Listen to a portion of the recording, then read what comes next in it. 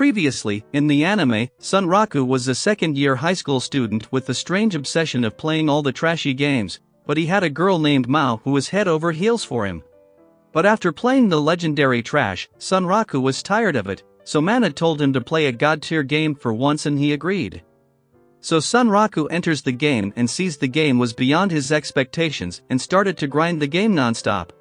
But Mao was a ranking player in this game who began to find Sunralu in every starting town.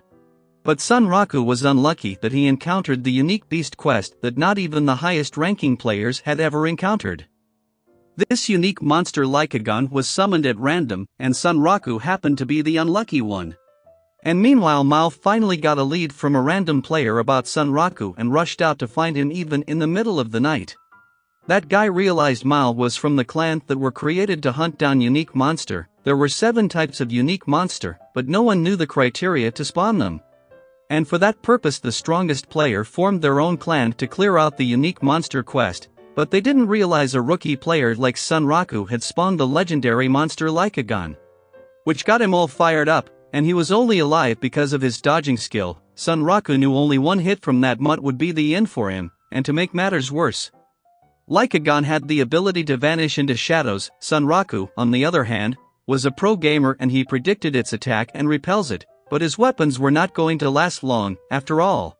He had dealt so many critical hits to Lycagon with them yet it had barely done any damage to it, and right then just a single attack and Sunralu lost his legs. The outcome was obvious that Sunralu can't beat the monster. He lost his life against the monster and got a curse for being unable to beat the beast. Sunralu's body had scars left by Lycagon.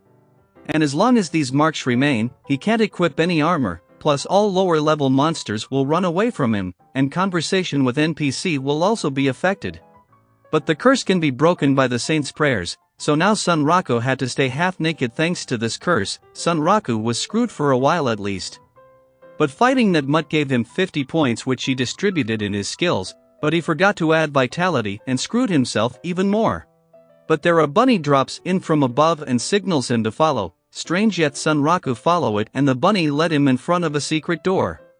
It was another unique scenario that Sunralu got the invitation from the rabbit land called Rabbituza. Sunralu thought this must be a side quest and saw behind the door was a whole different world of rabbit. There, the bunny welcomed him into his world. Apparently Bunny knew Sunralu faced Lycagon and admired Sunralu for fighting that Lycagon without taking a single hit. Amol told Sunralu that her boss also took interest in him and told her to bring Sunralu to him. Amol guided Sunralu to their boss's house, which was a traditional Japanese house. And Sunralu becomes the first player in the game to ever visit the boss house in SLF, but Sunralu lost his word seeing the thug boss of the bunny land. His name was Visake. Visake offers Sunralu to train him to beat that Lycagon and Sunralu realized it's one of the training quests. Bro accepted the offers with appreciation and called him Aniki, which means big brother. For a moment Visake looked pissed off, but actually he was rather happy that Sunralu accepted to train under him. Sunralu felt his life was online in that moment. And Vash orders Amol to put the lad to training and she was happy to get this chance. Amol thought to give Sunralu a tour of his house, but Sunralu thought of taking a break. So Amol suggested a nearby inn, which could create a checkpoint, but then Vash gave Sunralu a collar which will cut his XP in half, and unless Vash allows it, collar won't come off. It was essential to put Sunralu through hard times to make him stronger, but Sunralu looked like a tamed human bird, so Sunralu logs out and searches the internet for Amol and Vash. But nothing comes up, which leers out that Sunralu was the first ever player to find this training quest, so for a while he returns to his previous trash game, where he has a rival who challenges him to a duel, which Sunralu accepts, and the game had glitches from the start, but Motor took advantage of it, and the same goes for Sunralu, who used glitches to fight. Their duel drew the attention of other players who seemed to know about Sunralu, but Sunralu was beaten in the end, so Sunralu told Motor about SLF and the unique monster called 7 Colossi, and since the release of the game no one has come across any of these beasts, but Sunralu came across one and got wasted by him. Listening to all of this Motor thought trying out SLF once, but since he knew Sunralu was playing SLF, he told this to one of his friends. And she was excited and decided to kill Sunraku when she finds him. She's a player killer, so after a while, Sunraku returns to Sekanale town with Amol to begin his training journey.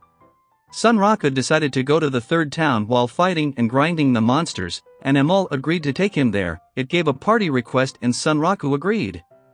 But he saw Amol was much stronger than him, but two girls saw Amol and began to fawn over her. Sunraku forgot Amol was the unique quest only he got, so he wanted to keep it a secret. So he took Amol and runs away from there, but a girl took a pic and shared it in the internet. Sunraku thinks to confirm if the lower level monster would run away from him because of the Lycagon curse, and the goat monster appears at the perfect time. The curse mark did scare the monster off. But Sunraku didn't leave the monster alone and started to chase after it. He killed the monster and confirmed the curse effects, so now he rushed towards the next town over, but on his way, he had to cross the swamp. Amol has warned him along the way that there is a mud monster in this swamp, and the monster emerges from the mud. It's an area boss. But right there the episode ends, but stay tuned because in next part Sunraku is going to become world famous rookie player, and to watch that, tell me down in the comments section if you want to watch more of this anime.